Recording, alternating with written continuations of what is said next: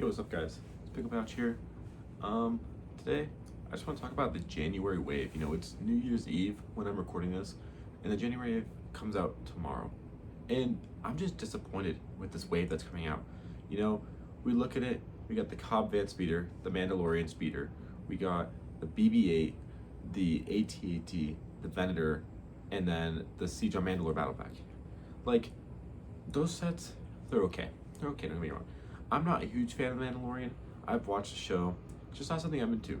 The Cobb Van Speeder looks cool. The figure, the Cobb Van, great. It's great to get another Cad Bane too, but it's just overpriced for what it is. I think it's like 34 bucks. I'm just going off memory with those videos. I think it's like 34 bucks. That's ridiculous.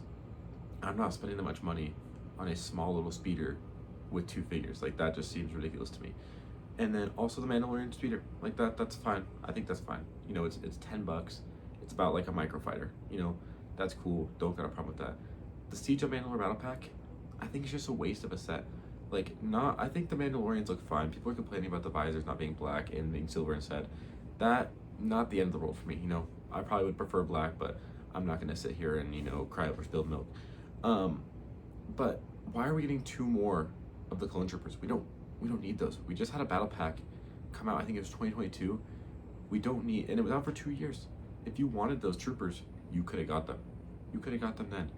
Like, there's no need for another battle pack with two more of them that takes the spot so you could have more Mandalorians for your army. Like, if you're a Lego fan, you already have plenty of those troopers. You don't need more. The next set I was thinking about is the AT-AT.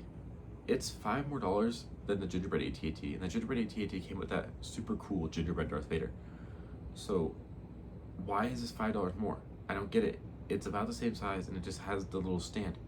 Like, that doesn't make that set worth $5 more and make me want to grab it. I'm just gonna buy the gingerbread AT-AT. I already have it. It's a cool set. I know it's a holiday thing, but it's like, I'd rather have that set. Even if it's May, I'd rather have the gingerbread AT-AT over the AT-AT that's coming out soon. And then another midi-scale set they're coming out with is the Venator. I think it's cool, midi-scale Venator, but it just makes the Acclimator seem like a waste of a set. Because the whole reason the Acclimator came out, in my opinion, is because they weren't going to make a Venator. They weren't going to make a Venator, so like, why does it make sense to have them both in the shelves? Because if you're trying to, target the average Lego Star Wars fan, most people don't know what the Acclimator is. It's not a super well-known ship. So you just release the Venator in the first place and you don't have the Acclimator.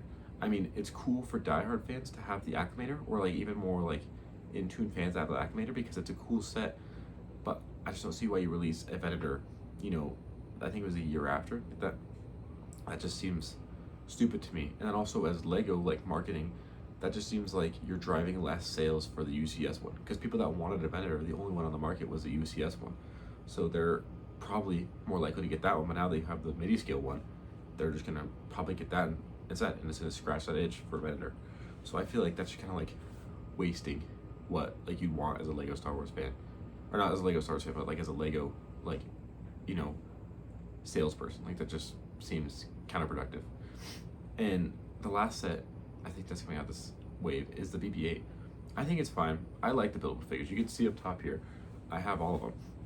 They're cool, but I just don't know. Something about this one, like the bottom being so flat, kind of throws me off.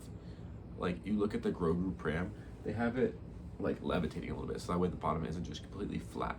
And like, I understand it's a droid, so you can't have it like levitating, but like, just maybe figuring out in between balance where you can still have the rounded shape and also like, the functionality.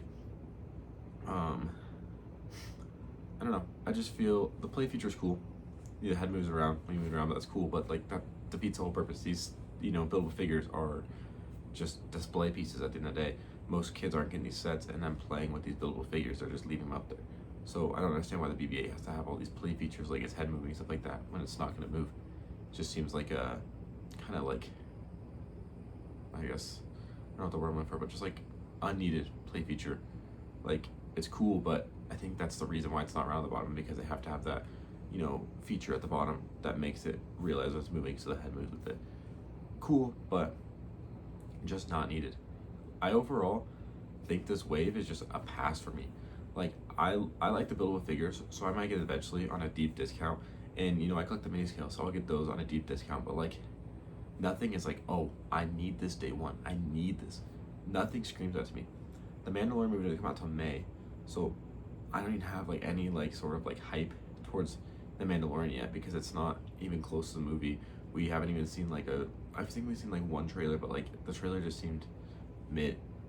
I don't have any hype for this movie coming out. The show was good the first season, and it slowly just like, in my opinion, just dropped off. And I just don't care about the Mandalorian that much anymore. And to have two of the sets be based off of it, and I think for like, the figures aren't even that cool. Like, I mean, Cobb Vanth is cool, Cad Bane's cool, but like the Mandalorian speeder, it's just another Mandalorian figure. I don't need another one. I literally probably could have 10 and just throw them in the garbage. I don't care about them. They're all just the same thing, just Mandalorian. I don't care. And the battle pack, the Siege of Mandalorian battle pack, I don't need. I'm not like, oh, I need Mandalorians. I don't need them all Mandos. Like, it's not something like I'm super like there for. Like, I'll wait till sale, like everything else. Like, I have no desire to be like, I need this right now so I can put it on this shelf in my collection. Like, I just don't have that feeling.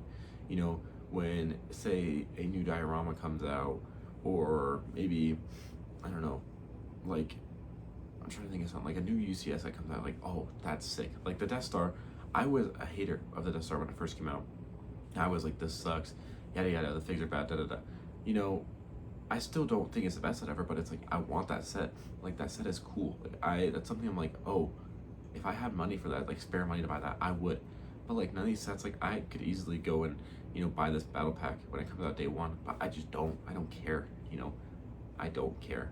But I don't know. Let me know what you guys think about this wave coming out, and what you guys think the future is for Lego Star Wars in 2026, because I think the next wave is Smart Bricks, which I talked about in my last video, but like, no desire for. So let me know what you guys think about 2026 coming so far, and if you guys will be buying any of these day one, and if you're excited for any of these sets. All right, peace out.